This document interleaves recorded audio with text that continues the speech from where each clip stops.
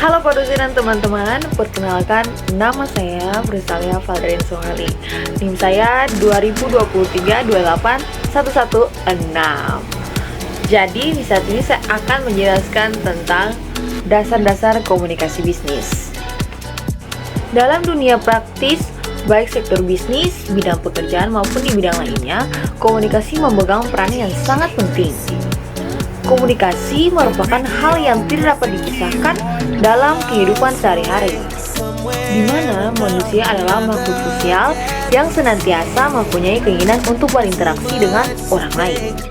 Dasar-dasar dalam komunikasi bisnis yang akan saya bahas adalah pengertian komunikasi bisnis, unsur-unsur dalam komunikasi bisnis, bentuk komunikasi bisnis, faktor keberhasilan komunikasi, dan kelima adalah hambatan komunikasi bisnis. Pertama, pengertian komunikasi bisnis. Komunikasi bisnis terdiri dari dua kata, yaitu komunikasi dan bisnis. Komunikasi diambil dari bahasa Latin yaitu komuniko, yang berarti membagi. Dengan arti yang lebih luas lagi, membagi dalam hal ini berupa membagi ide atau gagasan antara satu orang dengan yang lainnya, di mana suatu proses dua orang atau lebih membentuk atau melakukan pertukaran informasi terhadap satu sama lain.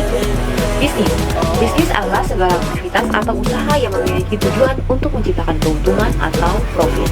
Dapat diartikan juga sebagai aktivitas yang menyediakan produk berupa barang atau jasa yang diperlukan oleh konsumen. Jadi, pengertian komunikasi bisnis adalah bentuk komunikasi dalam lingkup bisnis yang dilakukan secara verbal atau non-verbal agar tujuannya dapat terpenuhi. Komunikasi bisa terjadi antara pedagang dan pembeli, juga antara perusahaan dengan langganan, antara bank dan juga nasabah.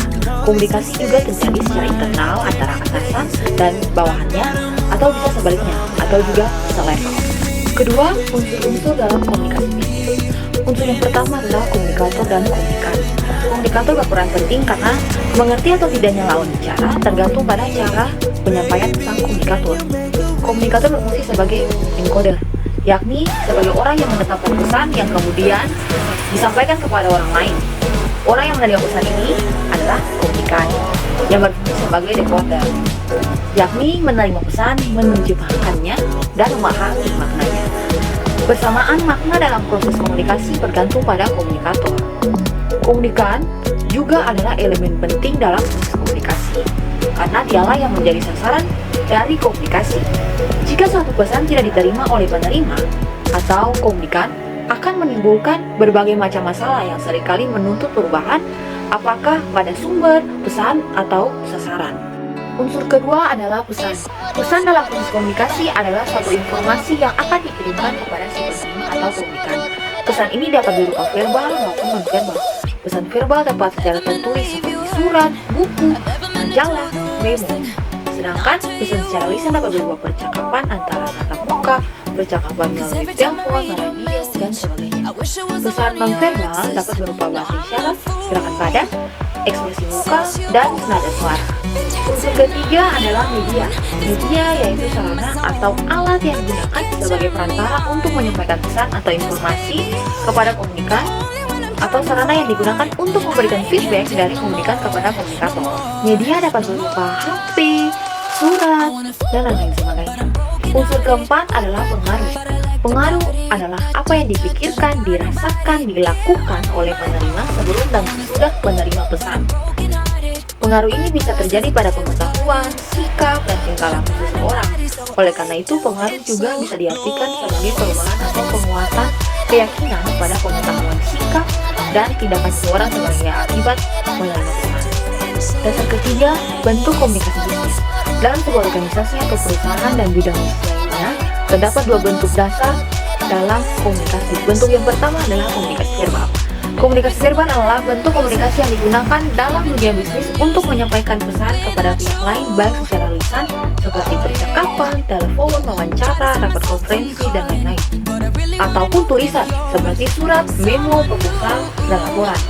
Yang kedua adalah bentuk komunikasi non-verbal, menggunakan dan memanfaatkan bantuan gerakan tubuh atau body language. Contohnya bahasa tubuh, ekspresi wajah, nada suara, penampilan, dan juga objek.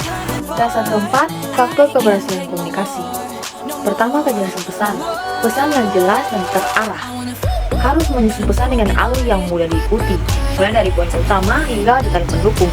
Bila perlu, tuliskan kembali poin-poin penting di akhir pesan untuk memastikan bahwa penerima memahami inti pesan. Yang kedua, penerima yang tepat. Tentukan siapa target penerima pesan dan sesuaikan bahasa dan gaya komunikasi dengan karakteristik mereka. Pahami apa yang ingin diketahui oleh penerima dan berikan informasi yang relevan dengan kebutuhan mereka. Pahami apa yang ingin diketahui oleh penerima dan berikan informasi yang relevan dengan kebutuhan mereka. Pilih saluran komunikasi yang paling efektif untuk menjangkau, baik itu email, telepon, pertemuan, atau media sosial. 3. Umpan balik. Harus mendorong interaksi yang baik, yaitu ciptakan ruang untuk penerima memberikan tanggapan dan klarifikasi. Perhatikan dan tanggapi umpan balik dengan serius. Gunakan tanggapan untuk memperbaiki komunikasi di masa depan. Jika terjadi kesalahpahaman, segera kejelaskan dan klarifikasi pesan. 4. Saluran komunikasi yang efektif. Sediakan saluran komunikasi yang mudah diakses dan digunakan oleh semua anggota organisasi.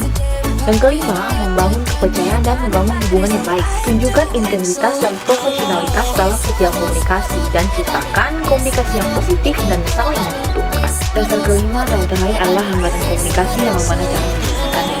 Yang pertama, kurang kecakapan berbicara, kurang paripurni dalam menghambat jalannya komunikasi. Untuk mengatasinya harus banyak belajar dan berlatih berbicara. Yang kedua, sikap kurang baik dan kurang tepat. Sikap yang seperti ini dapat mengurangi komunikasi. Cara mengatasinya adalah harus bersikap yang baik terhadap lawan bicara. Yang ketiga, pengetahuan yang kurang. Pengetahuan yang kurang atau tidak seimbang menjadi hambatan dalam memberikan informasi maupun dalam menyampaikan materi. Untuk mengatasinya, pembicara sebaiknya menyesuaikan diri dengan pendengar. Keempat, kurang memahami sistem sosial. Pembicara dan pendengar kurang memahami sistem sosial baik secara normal dan formal. Untuk mengatasinya, kedua belah pihak harus memahami kebiasaan dan menyesuaikan diri.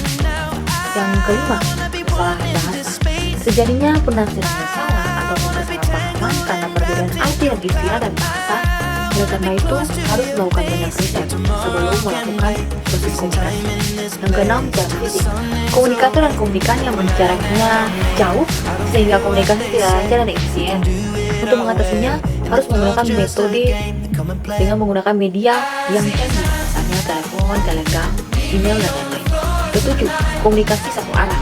Pembicara berbicara terus dari awal sampai akhir, tidak memberi kesempatan untuk bertanya kepada pendengar, sehingga akan mengakibatkan tidak adanya komunikasi timbal balik dan tidak jelas. Pak dosen dan teman-teman, demikian yang bisa saya sampaikan tentang dasar-dasar komunikasi bisnis. Semoga nilai UT saya bisa mendapatkan 100.